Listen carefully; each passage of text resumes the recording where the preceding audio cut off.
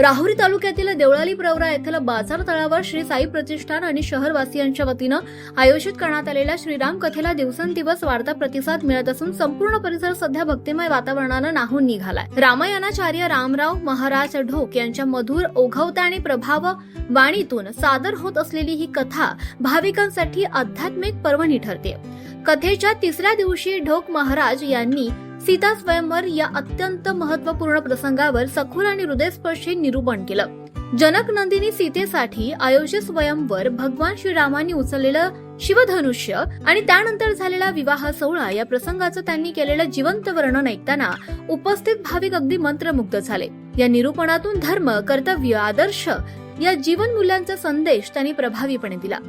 या कथेच्या आयोजनासाठी उभारण्यात आलेला भव्य आणि आकर्षक सेटअप भाविकांच्या सोयीचा विचार करून महिला व पुरुषांसाठी स्वतंत्र बैठक व्यवस्था करण्यात आली आहे। तसंच अत्याधुनिक LED स्क्रीनची व्यवस्था केल्यामुळे दूरवर बसलेल्या श्रोत्यांना देखील कथेचा प्रत्येक क्षण स्पष्टपणे अनुभवता येत आहे।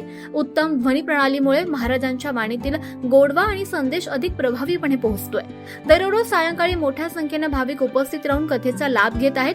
परिसरातील तसेच आसपासच्या गावातून भक्त मोठ्या उत्साहानं या सोहळ्यात सहभागी होत आहेत। साई प्रतिष्ठानच्या सदस्यांकडून शिस्तबद्ध नियोजन करण्यात येत असून कार्यक्रम सुरळीतपणे पार पडतात। एकंदरीतच श्रीराम कथेमुळे देवळाली प्रवरा येथे धार्मिक, सांस्कृतिक आणि आध्यात्मिक वातावरण निर्माण झालं असून हा सोहळा भाविकांसाठी प्रेरणादायी ठरतोय।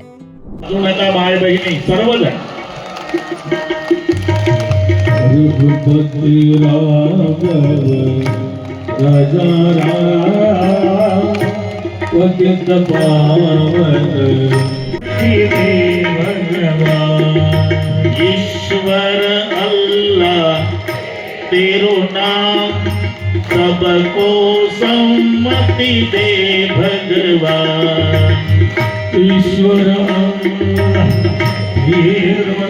वेदवाणी परब्रह्म अल्लाह बोलत इस्लाम गाढ़ है इंद्रजे दान सर्वसा।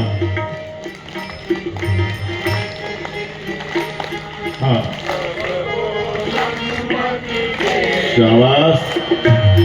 रघुपति राघव राजा राम, पतित पावन सीताराम। रघुपति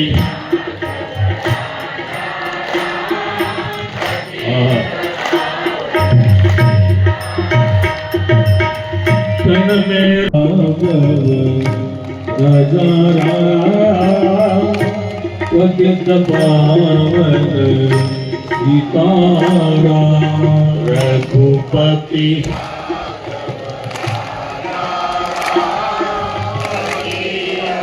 पावन सीताले सावली तुझ्या आज्यानं लावली। उद्देश एवढाच होता। आपलं इथं कदम साहेब इथून वाढलं देखी अनुप एक आंबराई। राजा जनकाची आंबेराई बघितली, विश्वामित्र थांबले। मला इथे बरं वाटतं, त्या सावलीमध्ये थांबले। राजा जनकाला कळालं। राजा जनक आले तेव्हा राम लक्ष्मण बाजूला गेले होते। राजा जनकाने विश्वामित्राला नमस्कार केला आणि ते दोन पोरं जेव्हा आले राम लक्ष्मण, त्यांच्याकडे पाहिलं आणि एकदम मनात आलं, बापरे जावाई करण्याच्या लायकीचे आहे। म्हणजे आपल्या भाषेत मुलं बघायचा कार्यक्रम आंबेराईत झाला। काहीचा बैल बाजारात होतो घोडेगावच्या लांबून। अरे ते पद्धत आहे, लांबून म्हणावं लागतं। ते ते ते ते काळी म्हैस घेऊन उभं नाही का, हा तोच नवरदेव बघून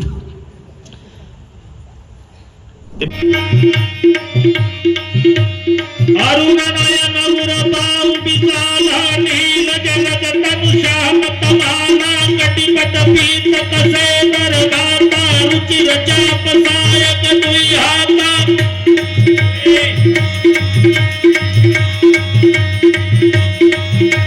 श्याम गौर सुंदर दो बाई, विश्वामित्र महानिधि पाई।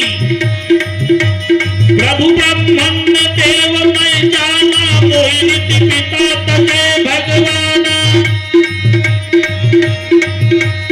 घनघोर अरण्यात प्रवेश झाला। अरे बाबा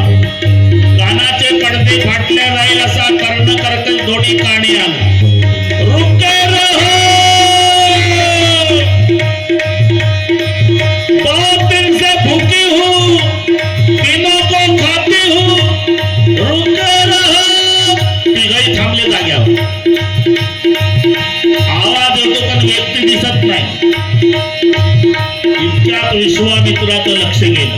श्रीराम वो दौड़ दौड़ के अपने तरह पा रही और नरभक्षक ताटिका राक्षसी नहीं. बहुत से ऋषी मुनी साधू. आवाज जनतेचा, लढा सर्वसामान्य जनतेच्या न्याय व हक्कांसाठी.